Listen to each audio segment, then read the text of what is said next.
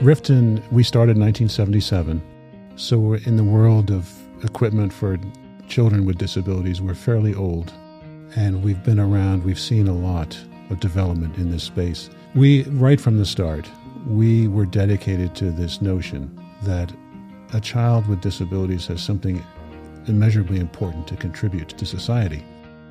And unfortunately, society has denied them that opportunity to make that essential contribution.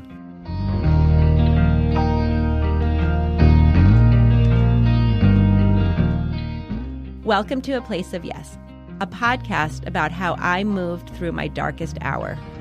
And for me, that was in channeling my grief into good. Welcome to the show.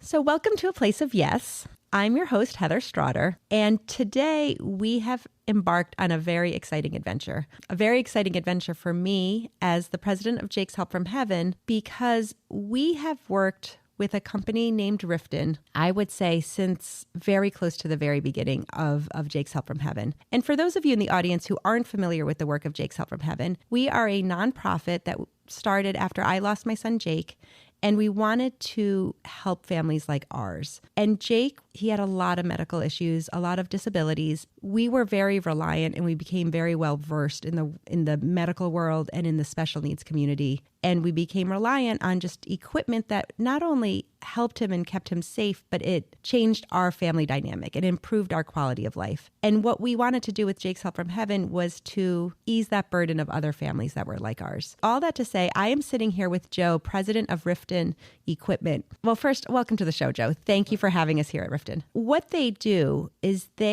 and I'm going to let Joe kind of tell this story because he tells it in such a meaningful way. But what they do is they create adaptive equipment for those with special needs, and they do it with the child and the family at the center of their mission. Can you talk to me about Rifton and about the company and really just about your process and everything that you do? So thanks again for having me.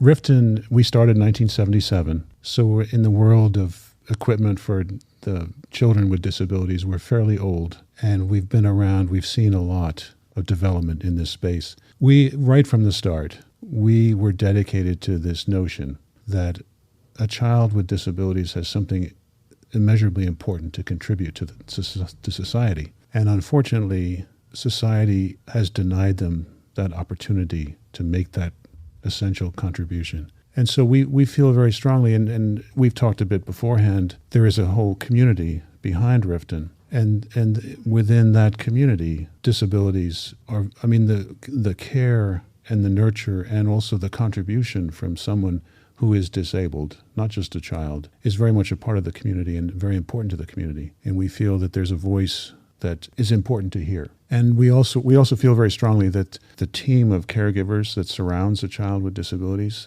and that obviously includes the parents, but the therapists and the bus driver who takes them into school in the morning, that's a really important team. And the equipment that we design is to serve their needs just as much. And I always suspected that, when we were working together, because your equipment does stand out. And the fact is your equipment is all of those things that you just said. I didn't always know the thinking behind it. I could assume it, but to hear you say it, it is so important because so many times we purchase, so the way Jake's works is we get applications. We don't make the decisions of what the items are. People come to us with specific requests. When I have a chance, for instance, like if there's a bike coming in and it's between one model and I know that you guys have a similar model that will do it, I gently try to nudge towards Rifton for the fact that when we receive it to deliver it to the family, it's already built and safe and solid. And I think this goes to what you just said about therapists and bus drivers and the caretakers. It is made with ease in mind. Mm-hmm. It is made with not only the comfort and safety of the child, but with that of the caregiver. I can't tell you how many times we've gone on a delivery, for instance, of a bike that is not a Rifton,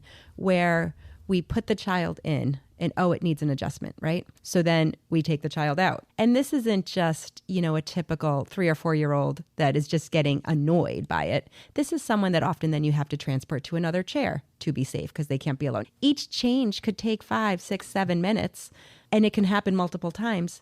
Your bikes, you can adjust with the child in them. It's easy, it's safe, it's all of these things. I feel like I'm an infomercial for you, but I truly am just it's so genuine because I'm so obsessed with your products. And I will add to that, first of all, really gratifying to hear that. It's nice to know that you're hitting the mark and you're meeting needs. But the other piece of it is we feel that a child with disabilities, and particularly a child who cannot articulate, they deserve the very best. And they often don't get it in our society today. Not only that, they may not get the best, but they may also have to wait far too long to get the equipment, the essential equipment that they need. And so we keep hearing these stories about waiting 8 months, 9 months, sometimes a whole year to get equipment that is really life-changing equipment. So that's the other thing we're dedicated to, that give them the best and give it to them now. And they can't make that contribution to society unless they have the equipment they need. The things. As I listen to you talk, and especially with that last piece, as Jake's mom, right, as someone who for his 4 years of life was so embedded in the advocacy, in the fight. So to hear you speak is so rare from other people who have not been personally. So where do you get the passion for special needs? Is there a personal connection for you? I mean, like I said, there's a community behind Rifton.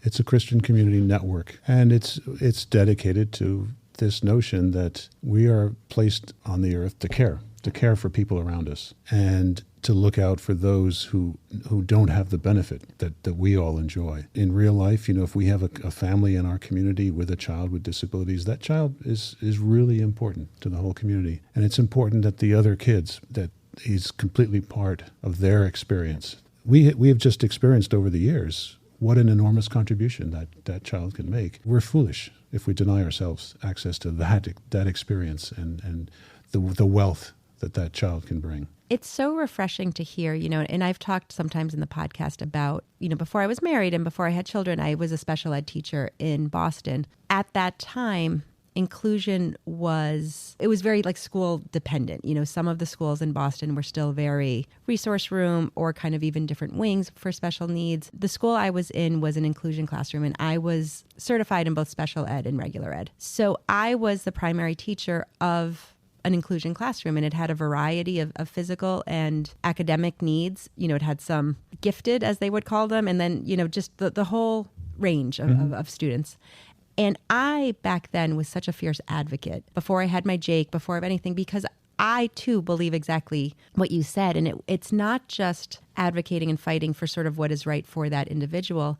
It is the benefit that all the other children can receive from, from not having kids that are slightly atypical or different or whatever in a separate space, right? Like, I had some really, really bright kids in my class, but what made them learn the topic better was sometimes pairing them with someone and having them teach it and understanding how helping someone else understand something. If it was a child with sort of physical disabilities, being out there on the playground and figuring out how to include them. For me, it's so refreshing to hear people talk about it, because sometimes I'm like, oh, they must have a personal reason, because you don't always see the good in people. And I just love that this community exists. The other piece of it is interesting that you mentioned you have some background in special ed. We feel enormously privileged as a company that we get to interact daily with this cohort of amazing people, who are basically positioned in schools, in the public school system. They're therapists, they're aides, and they're special ed teachers. And I don't think there's another group quite like them that they recognize these kids have something really important to contribute. And the dedication and the devotion, when we take our photographs for our catalog or our website, yes, we take photographs of equipment, but we always tell the photographer, okay, once you've got the equipment shots, take a step back, and we want you to look for the interaction between caregiver and child, and you are going to discover these magic moments when the therapist or the special ed teacher is so focused on this child's needs that they tune out everything else in the world, and they're just thinking about, and those are magic moments, and we have good photographers who can capture those moments, and that really tells a story. And so those photos are always featured on the cover of our catalog, because that's who we are. And that's what's important. The equipment in the end is not that important. But the equipment provides the ability for those children to have those moments, right? Absolutely. It's just, and that's the piece where even, so we were fortunate enough today to, get here early, and you gave us like a tour of the factory and kind of how everything's made. And there's a couple of things about that I want to discuss with you. But one of the things when we came into here and I saw the stander that's back here, yep. and I said it to you, and then independently my husband, Brian, said it to you, was we saw that stander and we both were like, oh, I wish that was there. I wish that existed for Jake 13, 14 years ago, because that is a stander that would have changed his life. He needed to be in a stander a couple hours a day for weight bearing because he was non-ambulatory. He didn't get any weight bearing and it was impacting his hips and all of those things. But the stander he had back then was so uncomfortable. It was wooden. It was not forgiving. There was no cushioning. He hated it. And we hated it. Brian was actually better at it than I am because he'd come home from work and he'd be like, did Jake do his standing? And if I didn't, he would make sure he did it. But sometimes I knew how important it was and I knew it was for his benefit. But you also hated to see your child miserable, and he would be. I see that and I just see the thought behind it. I see the kindness behind it. I see the compassion. I see the therapist focus. I see all of that. And that, to circle back to what you said, had he been in that, he could have been face to face with me or with his brother Ethan. And instead of being miserable, he could have experienced joy. Like we could have shared moments because we could have had him eye to eye. Yes, absolutely. And there's another idea that's associated with that. And it's become very important to us at Rifton is the equipment needs to be pleasing to the eye. It needs to be attractive. The aesthetics are really important. For example, our tricycle. We want a trike that a child like Jake, if he had gotten a bit older, that he would have been proud to be seen in it. And not only that, but his parents would have been proud to have their child riding in this bike because it looks cool. Unfortunately, that sometimes gets lost. In the design world for medical devices, we tend toward the institutional and the medical, and we forget how important aesthetics is. On the drive here, honestly, it is one of the things I said to Christine, our producer. I said, one of the things we love about this is that it looks good. And I said, it's not embarrassing. And she said, what do you mean embarrassing? Like she wasn't sure. And I said, there would be equipment that is institutional, that is bulky, that's hard to move, that is gray or like just not great looking. And not only for the child is it not uncomfortable, but just, they don't feel like they blend. And for Jake, who didn't really know if he was blending in or not, for me or for Ethan, it was kind of like, like it made you stand out. This equipment, I can't tell you how many times I hear from parents, and it's almost the parents' joy that I don't want to say matters more, but that makes your heart happy sometimes more than the kids' joy or the siblings' joy, because they'll be like, oh, all these kids came up to my child and they wanted to touch the bike. They wish they could have it. They wanted to ride it because it looks fun. It's child oriented. It looks cool. Like it doesn't look institutional. The other piece of it is, and it's also related to this, you will be familiar with this, and I'm sure many of your listeners will be familiar with this. If you're a parent of a young child and it becomes clear that this child has special needs, that is often very, very difficult to accept. And we find that a big hurdle is the idea of placing my child in a medical device. And so we go to great lengths to make sure, especially that early intervention equipment is non-threatening, is welcoming. The color, even just the color choice is really important. So, and we try to make, like we have a line of chairs called the Compass Chair line, and we try to make it as much look like a classroom chair as it possibly can, so that the child doesn't feel different, doesn't stand out. And that's really important, just as important for the parents as for the child. One of our first guests, and as soon as you said that, it reminded me, one of our very first guests was Lizzie, and she talked about her daughter, Cece. And we bought them, I believe it was the Compass Chair, for their daughter, Cece, at home. And Cece has an older sister and a younger brother. And Lizzie talks, and I'm kind of paraphrasing, but she essentially talked about how she had this chair, or this table, where she wanted her kids to always be able to sit around and play. And she never realized, when she had a daughter that had some special needs and different abilities, like it was kind of heartbreaking to see the table and chairs because all three of her kids could not sit there. And it just became the symbol of something that made her sad. And then when we brought her the chair, it fit at the table, and immediately Cece could sit with her younger brother and older sister at this table and have a craft moment or have a book, like just kind of have these moments. I mean, it was wonderful that Cece could then have that with it. But that moment was a gift to Lizzie, right? Like all of a sudden, and as parents and as just people, as humans, we always have these, whether they're preconceived or these ideas of what we think our life will be. And oftentimes you grieve the life you sometimes thought you were going to have. That moment that had become such a difficult moment for her, that chair changed it because all of a sudden that chair allowed Cece to sit at this table. That's what makes this work that we do so rewarding. You get into areas like hygiene and toileting. Yeah. We don't like to talk about it, but for parents and for the child, it's so important to be able to toilet in dignity and privacy. We have bought that chair to several of our applicants, and honestly, I'd shown you some of the videos just that I easily had on my phone, and I think of all these different ones. But I got an incredible letter from a mom who lived in her son was 22, cerebral palsy. They lived together in this very small apartment, and what she was having to go through to try and toilet her grown adult son was just uncomfortable for everybody. Yeah. We brought that chair, and the letter she wrote, like it gave him his dignity back. It gave her, like it just changed a lot of the relationship. And thinking of those things are not things that I think people in typical parenting or typical lives, you don't have to think about it until you have to think about it oftentimes. I had this unforgettable experience shortly after I started working for Rifton. I went to a school, it was out in Buffalo, I think, or Syracuse, and talked to a therapist. We were introducing some of our newer toileting equipment, and he related this story. He had an 8th grade boy who was getting ready to go into high school, and he asked him, "What's your biggest fear about this? It's a big transition to high school." And he said, "If I could get to a point where I didn't have to be lifted onto a changing table and changed behind a curtain in the classroom, if I could stand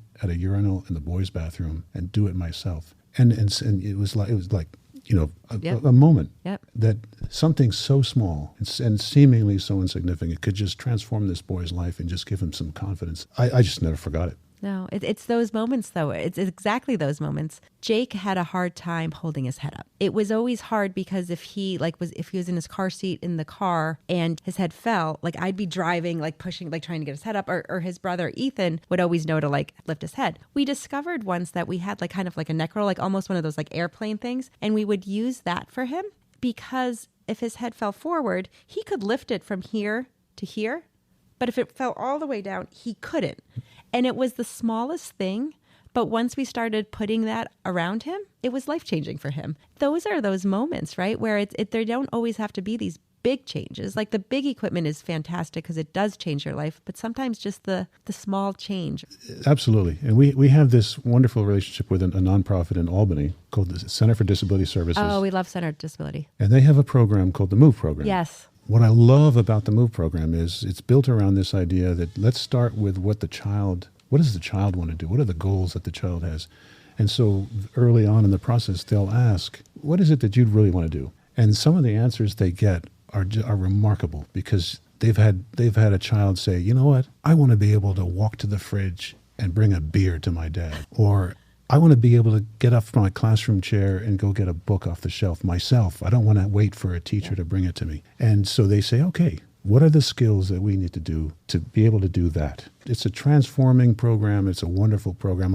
Wherever I go, I talk about it because it's so wonderful. It's amazing. What they do at the center is remarkable. Yeah. I mean, my CFO would shoot me if I said this, but so often you wish we could just give this stuff away because it's the reimbursements, the healthcare system doesn't favor the family with a child with disabilities, and we have to find ways to accelerate that whole process, and that's another area of concern for us that we are very active in is how can we address some of these deficiencies in the healthcare system that create these delays. It's one of the reasons, we do the work we do at Jake's was because, and it's only gotten worse and seemingly going to get worse with the broken kind of healthcare system, right? Where and you referenced earlier, like the long waits, like we have so many of our families who we approve something, in March, and I'm still following up in November, December for this equipment. And the cost, insurance is covering less and less. And then it's up to organizations like ours. But we can't always cover 100% of everything because then,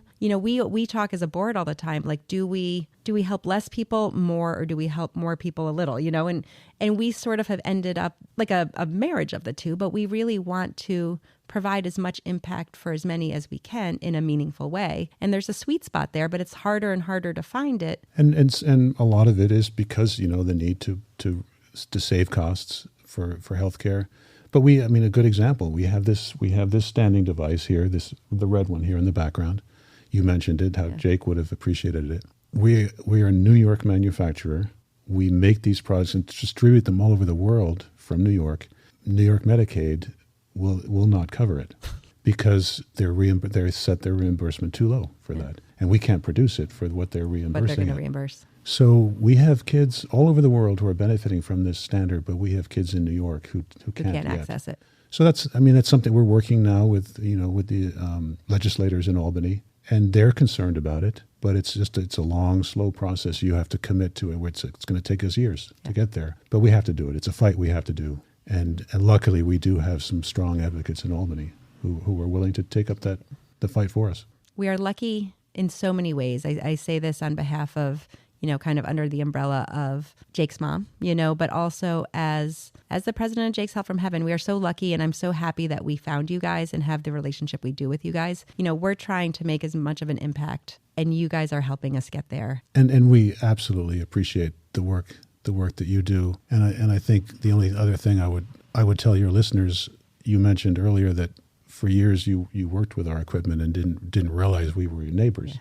So even though we do ship products all over the world, if you have among your listeners, if you're here in New York State, absolutely stop in and visit. Bring your child. If you have a child who needs equipment, bring the child here, because the people who assemble this equipment love to see the child actually using the equipment. Know that you're welcome. And it's interesting, you take a very involved child and you have all the accessories you need, but then the equipment is designed to teach them to graduate so that they don't need that accessories. So they call them prompts. So you'll start with a gait trainer with a full support walking saddle and arm prompts to keep their arms immobilized. So if they're dealing with spasticity, for example, they can concentrate on the reciprocal movement of their feet. But then as they gain skills, as their muscles develop and they gain motor control, you take those prompts away. And so in the end, hopefully the child graduates to just a basic walker. And then, of course, the ultimate goal is to independent ambulation. So you start very, very complex and it becomes simpler and simpler. We don't make gait trainers to stock. Yep. We make, when an order comes in, our promise to the customer is you call in an order with all your specifications, and within 5 days that will leave the factory. So it means that, and you probably sensed a little bit as we walk through the factory, it means that everything has to flow very quickly through the factory. But the other thing is we also feel very importantly that there are inevitably times when a child can't even wait 5 days. And so we bend over backwards to, we've often delivered overnight. If the child needs it and there's a compelling reason, our staff on the floor, they love to respond. And it's just part of the culture that I think we've always encouraged since we started. Like you can tell when the person is doing what they are meant to be doing. And when you talk about it, right from when we met and we were going through the factory, and you talked about the importance of getting the equipment to the people who need it in a respectful and a quick time. And you talk about it like you're clearly doing what you were meant to be doing. Well, it's very hard to disguise that. It's just, but it's so like, and I go back to it. I was like, as Jake's mom, to hear people talk about kids like my son with such respect and compassion and understanding, even though he's been gone almost 14 years, like that's still, it just makes me feel good. So you're doing what you are meant to be doing, and I applaud you, and I'm grateful that you're doing it. Well, thank you very much. A Place of Yes really started kind of as this offshoot of Jake's Help from Heaven, but at the heart of it, it was a place for me to talk about the loss of my son. And one of the things that I've learned in doing this is that it's not just other people who've lost children. Grief is this. It's true. Grief is very universal, and everybody has a place in this journey. And one of the things we've talked about is sometimes grief is a traditional loss, like someone that you've lost that's important to you. Other times grief is grieving a life you thought you were going to live, or grieving on behalf of someone else. And I feel like all of us experience grief in some way, and sometimes that drives us to be who we are. Have you had a personal experience with grief that you think you bring to the table, or you bring to your work here at Rifton? Or well, living in close-knit community as we do, if one person grieves, the whole community grieves. And so we have such a wealth of experience of shared grief. And it's such an important part of who we are as a people that it's hard to know where to start because what you describe is so important to us. I had a brother. He was 10 years younger than me. When I was 13, 14, he died of very rare cancer. And that has obviously stayed with me all my life, guides how I approach every relationship. It was a very rapidly aggressive cancer. So he was diagnosed at the end of February and died in May, and just went through an enormous disfiguring and went through enormous pain, and just to also see the effect on my parents and the grieving that especially my mother went through, which lasted years until her death. It never left her. She became such a wonderful, vibrant, joyful person. But underneath all that was this incredible, harrowing experience that completely formed who she was. And I saw that even as a child. I could see that effect. And then, of course, it stayed with me my whole life. So absolutely, that guides who I am. It guides my approach to work and my approach to how I relate to other people within Rifton, but also people I meet. I think it's such a topic that for so long people did not talk about. Yeah. And I do think the more we talk about it, the more it kind of makes our world smaller a little bit, because a lot of us experience so much of the same. It's just better to experience it together than in isolation. And you touched on something when you talked about your mom, and you talked about, the grief that stayed with her until she died, right? Because it's a horrible, horrible loss. But you also described her as full of joy. Mm. And that is kind of has become, it's not always been, but it's sort of become one of my kind of pillars of how I want to live, right? That you can live with great grief and great loss, but you can live with great joy. And those two things can exist, and they should exist. And it's okay to have them both. It's so important. Yeah, it sounds like something that you have taken away from your mom too, because I think that it's that balance, right? Yeah. Well, I think the one final message or thought is that, it sounds trite, and it sounds even a little corny, but I just firmly believe that cohort that we talked about, especially the school-based PT or OT, or even the aide in the clinic, the aide in the children's hospital, I firmly believe there's a special place in heaven reserved. Thank you so much for allowing us to come here, to be a part of what you do here, and for sharing your stories. You can tell that whether it's Mark, I think of Jake, at the heart of what you do, and you are impacting lives. Thanks.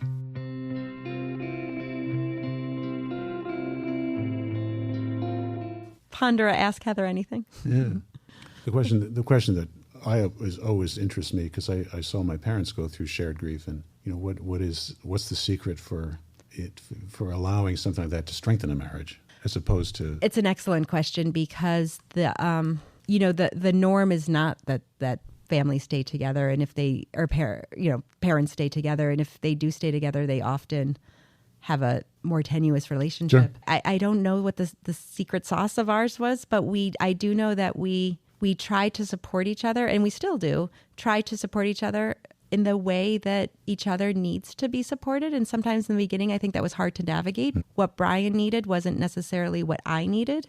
But then by just paying attention to each other and being there for each other and sort of figuring out what I need to do for him and what he needs to do for me, and they may look different, and it's okay. We very consciously kept Jake present in our life. Sometimes it was just routinely, habitually, cheersing to Jake at every meal. When he was ill, we couldn't do a ton of traveling. We did kind of a 3-hour radius, and we started traveling a little more. He passed away in December, and we took Ethan to Disney in March. But we did that with this idea that Jake was traveling with us, and he couldn't, when he was on Earth, he couldn't have come to Disney with us, but he could come with us in this sort of other way. I think all those ways didn't make us grieve in isolation. We grieve together. It'll be 14 years, December 8th, that Jake will be gone. But we are leaving December 4th, and we're spending through the 10th in New York City, which is just a place we love. It's a place that we did bring Jake, kind of to along. Ethan and his girlfriend are meeting us for a couple of days, and we are leaning into and kind of saving space for knowing those are hard days and making room for it. But also using it as not just a sad time, as a time to sort of be proud of what we've done in his memory and think about who he is as a 17-year-old, no longer as a 4-year-old. And it was a long-winded answer, but... That's beautiful. I appreciate that. Thank you. Thank you so much, Joe, for being on the show. I appreciate it. Well, thanks very much for having me. Thank you for listening to A Place of Yes. Please follow us wherever you listen to your podcasts. If you really like this episode, please share it with a friend. It would make a world of difference if we could just reach more people and share the work that we do and the stories we want to tell. Thank you so much for watching.